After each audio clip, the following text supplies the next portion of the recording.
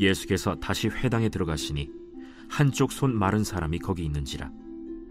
사람들이 예수를 고발하려 하여 안식일에 그 사람을 고치시는가 주시하고 있거늘 예수께서 손 마른 사람에게 이르시되 한가운데 일어서라.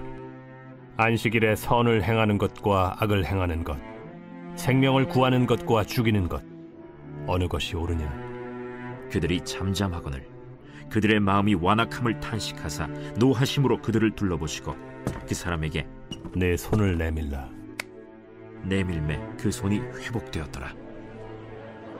바리새인들이 나가서 곧 헤롯 당과 함께 어떻게 하여 예수를 죽일까 의논하니라.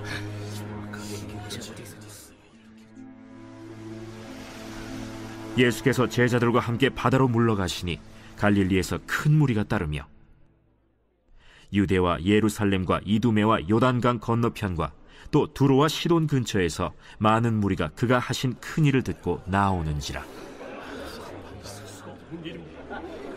예수께서 무리가 애워싸 미는 것을 피하기 위하여 작은 배를 대기하도록 제자들에게 명하셨으니 이는 많은 사람을 고치셨으므로 병으로 고생하는 자들이 예수를 만지고자 하여 몰려왔습니다. 더러운 귀신들도 어느 때든지 예수를 보면 그 앞에 엎드려 부르짖어 이르되 당신은 하나님의 아들이니이다 하니 예수께서 자기를 나타내지 말라고 많이 경고하시니라. 또 산에 오르사 자기가 원하는 자들을 부르시니 나온지라. 이에 12를 세우셨으니 이는 자기와 함께 있게 하시고 또 보내사 전도도 하며 귀신을 내쫓는 권능도 가지게 하려 하심이로라.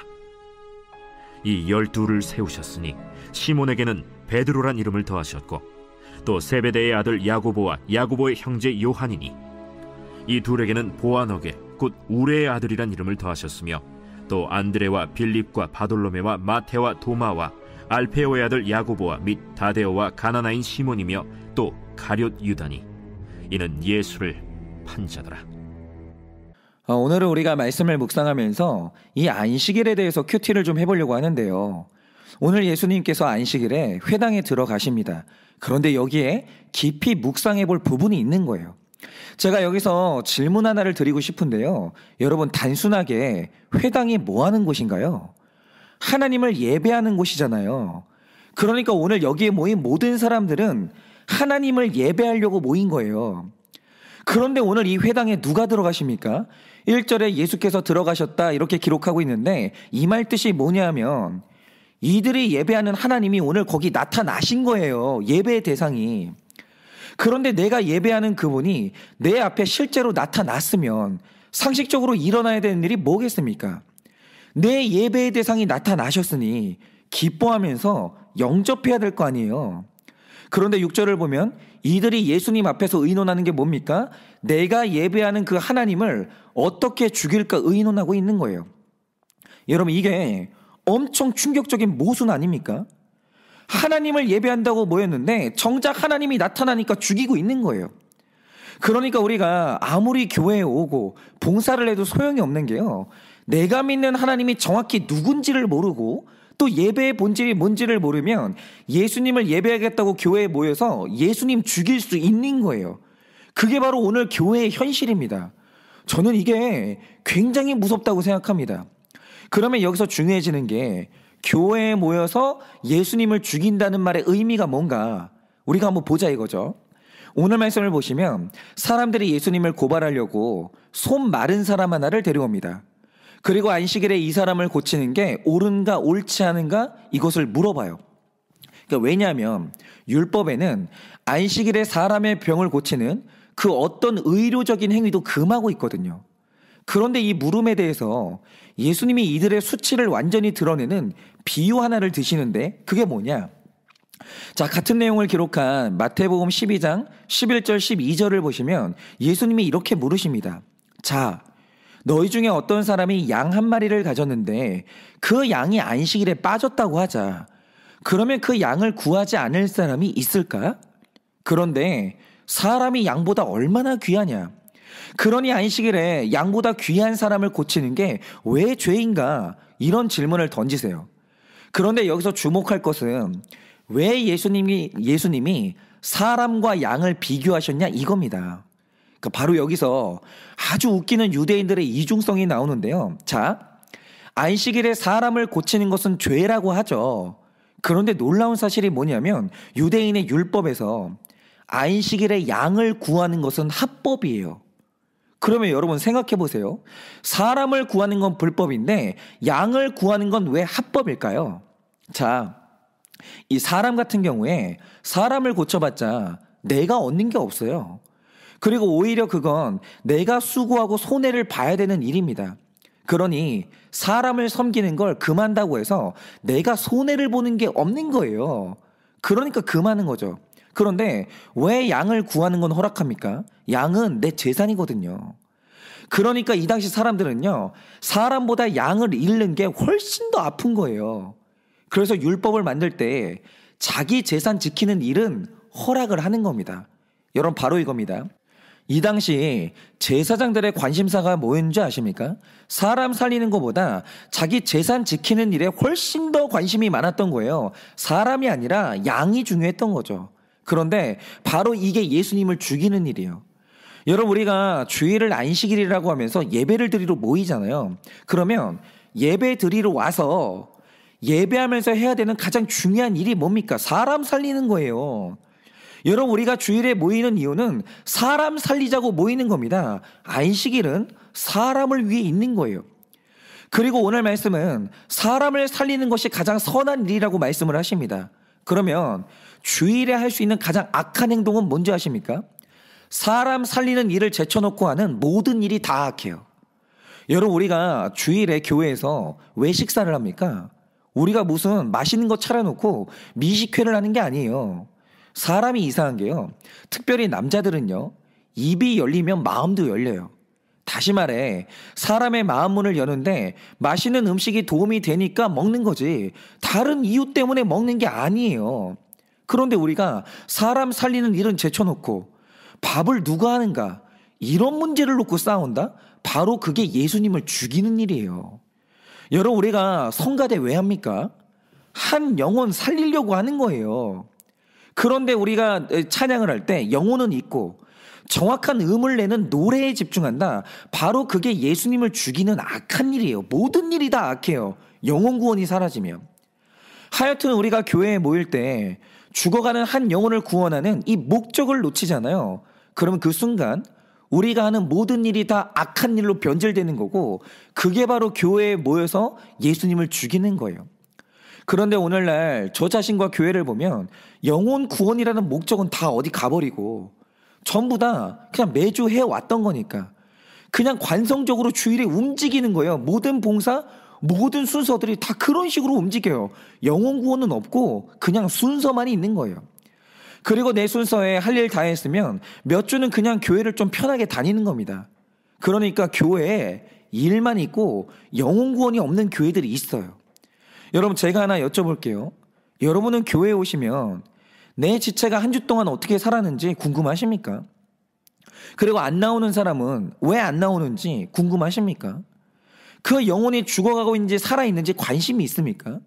그러니까 만약 교회에 그게 없잖아요. 그러면 우린 안식일에 예수님 죽이고 있는 거예요. 그래서 오늘 우리가 안식일에 대해서 다시 회복해야 되는 게 있는데요. 여러분, 교회는 내 양을 지키려고 오는 곳이 아니라 사람 살리려고 오는 곳이에요. 그게 교회예요. 근데 그게 아니라면 내가 교회에 올 때 내가 살아나려고 와야지 양을 살리려고 오는 데가 아니라는 거죠. 그런데 이 기복신앙의 문제가 뭐냐면 기도를 할 때마다 그 기도 제목 안에 사람은 없고 내가 지켜야 될 양떼만 있는 거예요. 그러니까 그런 기도가 있는 곳, 그런 예배가 있는 곳에 예수님이 안 나타나시는 거예요. 여러분은 어떠십니까?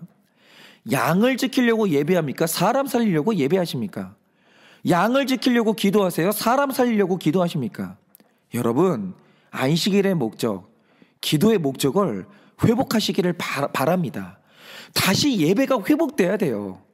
내 모든 영적인 일의 중심에는 영혼 구원이 있어야 되는 거예요. 그때 나의 안식일은 회복이 되고 영혼 구원이 중심이 될 때 회당에 오신 나의 예수님이 예배를 받으시는 거예요. 그래서 오늘 여러분의 안식일에, 그리고 여러분의 가정에 양이 아니라 영혼 구원이 회복되기를 간절히 바라봅니다. 그리고 오늘 말씀에서 이 안식일에 대해서 두 번째로 볼 게 있는데요. 말씀을 보면 예수님이 계시는 곳마다 따라다니는 두 가지가 있어요. 바로 그게 삶과 죽음이에요. 예수님은 존재 자체가 말씀이고 진리이기 때문에 예수님이 계시는 곳에서 아무 일도 안 일어나는 건 불가능한 일입니다. 일단 예수님이 어딘가에 계시다 그러면 역사가 일어날 수밖에 없어요. 특별히 진리가 선포되는 곳에서 회복되고 살아나는 역사가 일어납니다. 그런데 회복되고 살아나는 이 역사, 이게 진리가 여기까지만 하는 일이면 정말 좋을 것 같아요. 그런데 당황스러운 것은 오늘 본문의 내용인 거죠. 자, 오늘 예수님이 계신 곳에 손 마른 사람이 살아나고 죽었던 영혼들이 살아납니다. 그런데 동시에 6절을 보면 어떤 내용이 있습니까? 어떻게 죽일까 의논하는 일도 동시에 일어나요. 뭐죠? 자, 진리가 선포되자 삶과 죽음이 동시에 집결을 하는 거예요. 그리고 이런 일은 진리 자체이신 예수님이 가는 곳마다 계속 나타납니다. 어딜 가든지 삶과 죽음이 예수님을 계속 따라다녀요. 그래서 오늘은 왜 진리가 있는 곳에 삶과 죽음이 동시에 나타나는 건지 이것을 좀 보려고 하는데요. 자, 여러분이 오늘 말씀을 보시면 지금 이 회당 안에서 영적 전쟁이 일어나고 있거든요. 그런데 특별히 이 전쟁이 어떤 세력의 전쟁입니까? 바로 본질과 비본질의 전쟁이에요. 그러니까 여기서 본질은 복음이신 예수님이시고 비본질은 율법주의로 상징되는 바리새인인데요. 본질이신 예수님과 비본질인 바리새인들의 설전을 보면서 제가 그런 생각을 했습니다. 이 당시 기득권은 어차피 바리새인들이 가지고 있는데 왜 바리새인들은 예수님을 무시하지 못하고 죽여야만 한다는 결론에 이르렀을까? 무엇이 그들로 하여금 예수님에 대한 태도를 극단적으로 만들었을까? 우리가 이것을 이해하려면 1세기 유대교의 상태가 어땠는지를 좀 알아야 됩니다. 여러분이 다들 아시듯이 유대교는 모세가 하나님께 받아서 쓴 계시죠. 모세 오경을 토대로 형성된 종교가 유대교예요. 그래서 유대인들은 모세 오경을 공부해야 될 책이 아니라 씹어 먹고 그 내용대로 살아야 될 하나님의 명령으로 받들었어요. 이렇게 하나님 말씀에 대한 경외심이 있었기 때문에 이스라엘 민족이 70년의 포로 생활을 했는데도 자신들의 정체성을 잃지 않고 나라를 완벽하게 재건할 수 있었던 거예요. 그러니까 역사상 늘 강대국들한테 밟혀왔던 이 연약한 민족이 논리로는 설명이 안 되는 그 강력한 생명력을 가진 이유가 뭐냐면 바로 하나님이 그들에게 주신 본질, 즉 말씀의 힘이었어요. 말씀이 있는 한 유대인들은 절대로 죽지 않아요. 소멸될 수가 없는 겁니다. 그런데 문제는 1세기의 유대교도 말씀이 중심이 된 종교냐라고 하면 그게 아니었던 거예요. 1세기의 유대교는 모세 오경이 중심이 된 종교가 아니라 미드라시가 중심이 된 거의 이단으로 전락한 정체불명의 종교가 중심이 된 상태였습니다. 그러면 어쩌다가 유대교가 이 지경이 됐는가? 여러분, 이 미드라시라는 것은요, 말씀에 대한 해석과 이 말씀을 어떻게 하면 더 잘 지킬 수 있는지 규칙과 방법을 써놓은 책이 미드라시예요. 다시 말해서 말씀이 주인이라면 미드라시는 주인을 잘 섬기기 위해 세움받은 하인쯤 되는 겁니다. 물론 처음에 학자들이 미드라시를 쓸 때는 정말 순수하게 하나님 말씀을 더 잘 섬기고 싶어서 쓴 게 맞아요. 그런데 시간이 지나면서 미드라시가 정치적으로 이용되기 시작한 거예요. 그런데 미드라시를 정치에 이용했다는 게 무슨 뜻이냐? 이 미드라시의 내용이 처음에는 안 그랬는데요. 예수님이 오신 1세기쯤 되면 미드라시에 나오는 규칙이라는 게 일반 서민들은 절대로 지킬 수 없는 규칙들이 등장하기 시작해요. 그런데 동시에 이상한 게 뭐냐? 이 규칙이 성직에만 봉사하는 사람들은 수월하게 지킬 수 있는 법들이 자꾸 나오는 거예요. 그런데 여러분, 이 종교 지도자들이 왜 자꾸 이 율법을 이런 식으로 자기에게 유리하게 만들었을까요? 이유는 절대로 지킬 수 없는 규칙을 통해서 백성들에게는 영적인 열등감을 주고 반면에 자기들은 율법을 잘 지키는 영적 엘리트의 모습을 적극적으로 보여주는 거예요. 그러니까 예를 들어서 여러분, 일반 직장인들에게 12시면 뭐 하는 시간입니까? 우리는 직장에서 일하는 시간이에요. 그러니까 서민들에게는 자신이 하는 일이 성직이에요. 뭘 하시든지 정직한 일을 하고 있으면 바로 그게 여러분의 사명이고 소명입니다. 아주 거룩한 일이에요. 그런데 성직자는 자기가 맡은 직분, 자기가 맡은 일이 기도하는 일이거든요. 그러니까 12시에 기도를 하는 건 성직자의 일이에요. 그러니까 직장인은 직장인대로, 성직자는 성직자대로 각자 자기 일을 하면 되는 거예요. 그러니까 12시에 성직자는 기도하면 되는 것이고, 직장인들은 만약에 뭐 식당에서 내가 서빙을 한다. 그럼 각자 자기 일 하면 되는 거예요. 그게 나의 성직이에요. 그런데 당시에 바리새인들의 주장이 뭐냐? 믿음 있는 사람은 아무리 바빠도 12시가 되면 모든 걸 멈추고 기도할 수 있어야 된다. 이렇게 주장을 한 거예요. 그런데 여러분, 한창 일하는 직장인에게 이게 어떻게 가능해요? 여러분, 성경도 그런 걸 요구하지 않거든요. 여러분, 기도는 따로 시간을 내서 하는 일이지, 남들 다 일하는 시간에 나는 교회 다닌다고 일을 버리고 기도한다, 이게 영성이 아닙니다. 그건 불성실한 거예요. 그런데 바리새인들은 직장인들이 절대로 할 수 없는 규칙을 정해놓고는 이걸 안 하는 너는 믿음이 없는 사람이라고 가스라이팅을 하는 거예요. 그런데 이런 말을 계속 들으면요, 백성들은 영적인 죄책감과 열등감에 빠지게 되고, 이 백성들이 위축되면 위축될수록 사두개인과 바리새인들은 백성을 조종하고 통치하는 게 쉬워지는 거예요. 여러분, 정말 사악하지 않습니까? 그래서 예수님이 바리새인과 사두개인을 향해서 독사의 자식이라고 한 거예요. 너무 악했거든요. 여러분, 이게 절대로 과한 말이 아닙니다. 그런데 백성들은 속아가지고 이 규칙들이 전부 다 말씀에서 나온 법이라고 찰떡같이 믿고 있었던 거예요. 그런데 이렇게 비본질이 그곳을 통치하게 되면 본질이 사라지는 거예요. 미드라시가 장악을 하니까 말씀이 사라지는 겁니다. 그런데 메시아장이라고 일컫는 이사야 61장 1절을 보면 메시아가 성령의 기름을 받고 아름다운 소식, 다시 말해서 말씀을 회복하고 말씀을 선포할 때 어떤 일이 일어난다고 예언합니까? 이렇게 예언하고 있습니다. 말씀이 선포를 할 때 말씀이 마음이 상한 자를 고치며 포로된 자에게 자유를, 갇힌 자에게 노임을 선포하며, 바로 이겁니다. 예수님이 오셔서 다시 말씀이 선포되는 그날, 비본질에 갇혀 고통받는 백성들이 전부 다 자유하게 풀려난다라는 거예요. 그런데 그 일이 진짜로 일어났죠. 예수님이 오셔서 드디어 미드라시가 아니라 말씀 그 자체를 선포하셨는데, 백성들이 말씀을 듣고 느꼈던 감정이 뭐냐면 마태복음 7장 28절 29절에 이렇게 기록하고 있습니다. 예수께서 이 말씀을 마치심에 무리들이 그의 가르치심에 놀라니 이는 그 가르치시는 것이 권위 있는 자와 같고 그들의 서기관들과 같지 아니함일러라 라고 합니다. 그러니까 백성들이 예수님이 설교를 하실 때 왜 놀랐냐면 예수님을 만나고 나서야 처음으로 미드라시가 아니라 하나님의 말씀을 처음으로 들은 거예요. 그런데 말씀을 들으니까 그동안 성경책 안에 이런 내용이 있는 줄은 몰랐던 거예요. 그런데 문제는 자기들은 그동안 이 종교 지도자들의 가르침을 들으면서 죄책감만 느끼고 살았고, 또 죄책감을 느껴야 정상이라고 생각을 했는데, 진짜 복음을 들으면 자유를 느끼고 은혜를 받는다는 걸, 감격한다는 걸 처음 한 거예요. 여러분, 우리가 예수님의 말씀을 듣고 놀라는 이 백성들의 감정을 이해해야 됩니다. 은혜라는 걸 생전 처음 느껴봤는데 그게 얼마나 낯설고 놀라웠겠어요. 여러분, 말씀이 선포되는 곳에서 포로된 자들이 다 자유를 찾는 거예요. 여러분, 이렇게 본질인 말씀이 선포되니 드러나는 또 하나의 중요한 진실이 있는데, 그게 뭐죠?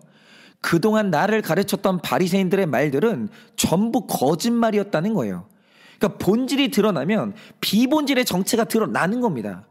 그래서 흥미롭게도 마태복음 12장을 보면 예수님이 바리새인을 향해 너희가 율법에서 읽지 못했느냐라고 묻는 질문이 반복적으로 나와요. 근데 이 말 뜻이 뭐냐면 예수님의 말씀이 선포될 때마다 그들이 사실은 말씀의 박사가 아니라 거짓 선지자라는 게, 말씀에는 무지했다는 게 자꾸 탄로가 나는 거예요. 그러니 자신들이 살기 위해서는 예수님을 죽일 수밖에 없었던 거예요. 여러분, 바로 이게 예수님이 가는 곳마다 삶과 죽음이 동시에 따라다니는 이유예요. 여러분, 본질과 비본질은 공존이 불가능해요. 둘 중 하나는 죽거나 살 수밖에 없는 거예요. 그러니까 예를 들어서 저도 어쩔 수 없이 한국 사람이라 제 안에 유교적인 가치관이 있었는데 어느 날부터 말씀이 들리니까 이건 제가 알고 있던 가치관이랑 너무 다른 거예요. 그러니까 유교적 가치관과 말씀이 동시에 내 안에 공존할 수가 없는 거예요. 하나는 버려야 되고 하나는 죽어야 되는 겁니다. 그런데 말씀이 선포되고 말씀이 들리는 곳에는 바로 이 전쟁이 일어나는 거예요. 그리고 물론 저도 이런 일이 있었는데요. 제가 처음 구속사의 설교를 듣기 시작했을 때 사실 저는 행복했다기보다는 너무 괴로웠습니다. 왜냐하면 설교를 들을 때마다 제가 지난날 했던 모든 사역이 얼마나 잘못됐는지 그게 생각나고 드러나니까 너무 괴로운 거예요. 예를 들어서 제가 한 번은 말씀을 듣는데 설교 내용 중에 어떤 내용이 있었냐. 최고의 증거는 나의 순교로 증거하는 것이고 이 시대의 순교는 혈기내지 않는 것이라는 내용이 있었어요. 제가 그런 설교를 들었습니다. 그런데 이 말씀을 듣자 제 안에서 또 하나의 죄가 드러났는데요. 제가 어릴 때 이 목회자 자녀들에게 요구되는 암묵적인 규칙이 있었는데 그게 뭐냐면 내가 하고 싶은 말 다 하면 안 되고 내가 짓고 싶은 표정 다 지으면 안 되고 늘 착한 아이로 모범적이게 살아야 된다라는 걸 요구받았어요. 그러니까 목사님 아들답다 이런 말을 들어야 되는 거예요. 그러니까 제 안에서 모든 부정적인 감정과 표정은 숨기거나 누르고 살도록 그렇게 훈련이 된 거죠. 그리고 목회자 자녀는 어떤 경우에도 교회에서 갑이 되면 안 되는 거예요. 늘 목회자 자녀는 을이 되어야만 해요. 그래서 굉장히 많이 체험했던 게 뭐냐. 예를 들어서 제가 어릴 때 교회 학교에서 간식을 나눠주는데 만약 간식이 부족하다? 그러면 누가 포기해야 되는지 아십니까? 무조건 목회자 자녀가 포기를 해야 돼요. 제가 간식을 손에 받았는데 다른 아이들이 못 받았다. 그러면 늘 아버지가 제 손에 있던 걸 빼앗아서 다른 아이들에게 주는 거예요. 그런데 저는 그때마다 목회자 자녀답게 행동하면서 기꺼이 양보하는 거예요. 절대로 울거나 불평하면 안 되는 겁니다. 왜냐하면 나는 목회자 자녀이기 때문에 착해야 되거든요. 혈기나거나 하고 싶은 말이 있어도 눌러야 되는 거예요. 제가 어릴 때 그렇게 살았습니다. 그런데 제가 신학을 하고 사역을 하게 되면서 드디어 마음껏 혈기를 폭발할 수 있는 그 장소가 생긴 거예요. 그게 어디냐면 설교 강단이 거기였어요. 제가 마음에 미워하는 성도님들이 있어도 저는 늘 포장하고 웃으면서 예의 바르게 말을 조심하면서 행동을 했는데 강단에 서니까 설교라는 명분으로 포장만 잘하면 그 사람이 하는 행동을 마음껏 그리고 권위 있게 비판할 수가 있는 거예요. 그래서 제가 지나간 설교 몇 편을 다시 읽어봤는데 그 당시에 제 설교에는요 늘 표적이 있었어요. 그러니까 설교를 할 때마다 표적으로 삼는 사람의 말이나 행동이 있었고 정말 교활하고 날카롭게 사람을 비판하는 거예요. 그러니 설교 내용이 전부 정죄밖에 없고 윤리설교인 겁니다. 그러니까 이런 거죠. 당신이 그딴 식으로 살면서 무슨 당신이 기독교 신자고 어떻게 구원을 받겠냐. 그딴 식으로 살지 마라. 그리고 이게 성경의 가르침이다. 이렇게 설교를 했는데 여러분 솔직히 이게 무슨 설교고 이게 무슨 복음입니까? 사실은 그게 다 제가 그동안 쏟아내고 싶었던 저의 개인적인 혈기였어요. 그런데 또 그걸 들키면 안 되니까 뭐 이런 식으로 말하는 거죠. 나도 싫은 말 하기 싫고 좋은 말만 하고 싶은데 여러분을 사랑하니까 어쩔 수 없이 싫은 소리를 하는 거라고. 아주 가증스럽게 저를 포장을 하는 거예요. 그러니까 제가 그 당시에 설교를 하고 늘 받았던 피드백이 뭐냐면 이 전도사님의 설교를 들으면 이상하게 마음이 무겁고 너무 죄책감이 느껴진다라는 거예요. 그런데 제가 그 말을 들으면 너무 기분이 좋은 거예요. 왜냐하면 그게 제 목적이거든요. 그러니까 저는요 회개해야 될 게 산더미인 사람이에요. 얼마나 죄를 지었는지 모릅니다. 그런데 문제는 뭐냐. 제가 이 설교 사역을 쭉 하는데 정말 능력 있는 설교자들을 보면 그 설교를 들은 분들이 자유해지고 치유받는 사람들이 많았거든요. 그리고 저도 그렇게 되고 싶었어요. 그렇죠. 구원을 주시는 복음이 선포되는데 죄는 죽고 나는 살아나는 게 정상입니다. 그런데 어느 날부터 저 자신을 가만히 보니까 제 설교를 듣고 변화되거나 치유되는 사람이 없는 거예요. 어느 날 제가 그걸 자각한 거예요. 그런데 제 죄를 못 보니까 이유가 뭔지를 모르겠는 거예요. 그러면서 한다는 생각이 뭐냐면 내 설교에 정보가 없어서 그러나? 혹시 기복적인 축복의 내용이 없어서 그러나? 좀 더 긍정의 힘을 넣어야 되나? 이런 비본질에 더 매달리는데 여전히 해답이 없는 거예요. 그런데 이렇게 방황을 하고 있다가 어느 날 구속사의 관점 속에서 답을 찾은 겁니다. 그러면 그 답이 뭡니까? 여러분, 목사는요, 설교자가 되기 전에 먼저 순교자가 돼야 돼요. 다시 말해, 목사가 먼저 내 혈기가 죽고 내 죄가 죽어야 되는 거예요. 그리고 강단에 올라가야 되는 겁니다. 그래야 그 설교가 능력이 되는 거죠. 그런데 그동안 제가 한 건 설교가 아니라 그냥 혈기였던 거예요. 그러니 그동안 제 사역은 아무것도 증거된 게 없었던 거예요. 설교자가 죽지도 못하는데, 자기 혈기 하나 누르지도 못하는데 누가 그 설교를 듣고 살아나겠습니까? 그런데 이렇게 제 죄가 드러나면서 본질이 드러나니까 어쩔 수 없이 내려지는 결론이 뭐냐면 지난날의 제 사역은 실패였다는 거예요. 그러니까 얼마나 회개가 나오고 이전에 내가 죽어지는 겁니다. 여러분, 이렇게 진짜 본질적인 복음에 노출되는 사람은 자꾸 내 안에 있는 비본질의 정체가 드러나는 거예요. 내 죄가 드러나는 겁니다. 지금 여러분께서 날마다 큐티하면서 진리를 만나고 있는데요. 여러분, 이때 그냥 마냥 은혜 받으시면 안 돼요. 그냥 좋다라고 생각하시면 안 됩니다. 여러분, 이 말씀을 대할 때 내 안에서 드러나고 죽어야 될 비본질과 인본주의가 뭔지를 발견하셔야 돼요. 이제는 포기하고 떠나보내야 되는 게 뭐겠습니까? 이제는 그것과 결별을 하셔야 되는 거예요. 여러분, 더 이상 우리 안에서 진리가 아닌 것과는 같이 살 수는 없는 겁니다. 그러니 오늘 하루 주의 말씀에 깊이 들어가셔서 내 안에 비본질을 인정하고 회개하시고 떠나보내는 결단을 하시기를 바랍니다. 그래서 본질의 사람, 구원의 사람, 사람 살리는 사람으로 그렇게 살아가시기를 예수님의 이름으로 축원합니다. 기도하겠습니다. 하나님, 오늘도 성전 안에 들어가시는 예수님을 만나게 됩니다. 그런데 그 안에 있는 사람들이 예수님을 만났는데 예수님을 죽이는 모의를 하고 있는 것을 보게 됩니다. 주님, 내가 그 사람이 아닙니까? 예수님을 예배하겠다고, 예수님을 사랑한다고 교회에 와놓고 내가 예수를 죽이고 있는 바로 그 사람이 내가 아닙니까? 영혼 구원은 없고 날마다 일만 있는, 나 자신이 인정받으려고 야망만 있는 그런 인생이 바로 제가 아닙니까? 하나님, 오늘 간절히 기도하는 것은 우리 모두가 다 안식일이 회복되기를 바랍니다. 하나님, 우리 안에 일만 있는 것이 아니라, 내가 지키고 싶은 양떼만 있는 것이 아니라 내 안에 사람도 있고 영혼 구원이 있기를 원합니다. 내 가정 안에 내 자녀를 향해서 내 양떼를 지키고 싶은 야망만 있는 것이 아니라 내 자녀의 영혼 구원을 원하는, 내 배우자의 영혼 구원을 원하는 하나님 그 진짜 사랑이 있기를 원합니다. 하나님, 우리 안에 예배가 회복되게 하시고 안식일이 회복되게 하여 주시옵소서. 오늘 우리 안에 모든 비본질을 떠나가게 하시고 본질이 살아나게 하여 주시옵소서.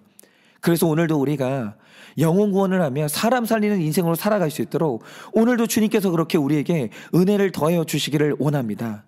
하나님, 오늘 말씀을 들었습니다. 내 안에 비본질은 떠나가게 하여 주시옵소서. 불법은 떠나가게 하여 주시옵소서. 거짓말과 모든 거짓말들이 떠나가게 하여 주시옵소서.